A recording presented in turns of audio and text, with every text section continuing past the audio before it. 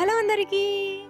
మనం ఈ మామిడికాయల సీజన్‌లో ఈ మామిడికాయలతో మాక్సిమం చాలా రెసిపీస్ చేసుకుంటాం గదండీ!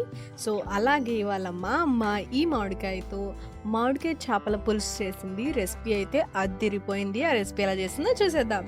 ముందుగా మనం ఒక ప్యాన్‌లో కొద్దిగా ఆయిల్ వేసుకొని ఉల్లిపాయి అండ్ వెల్లుల్లి వేసుకొని కొద్దిగా ఫ్రై చేసి మంచిగా పేస్ట్ చేసుకొని పక్కన పెట్టుకోవాలి.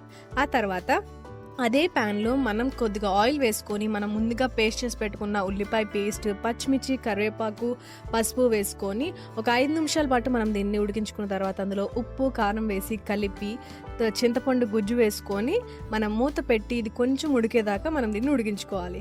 ఆ తర్వాత ఇందులో మనం నీట్‌గా కట్ చేసుకున్న ఫిష్ పీసెస్ అండ్ కట్ చేసుకున్న మామిడికాయ ముక్కలు వేసుకొని మూత పెట్టి ఒక 15 మినిట్స్ పాటు మనం దీన్ని ఉడికించుకోవాలి. ఈ లోపల మీరు టైం వేస్ట్ చేయకుండా వీడియోని లైక్ చేయండి, ఛానల్ని సబ్స్క్రైబ్ చేసుకోండి. అలాగే రెసిపీ ఎలా అనిపించిందో కామెంట్ సెక్షన్‌లో కామెంట్ చేయడం మాత్రం అస్సలు మర్చిపోకండి.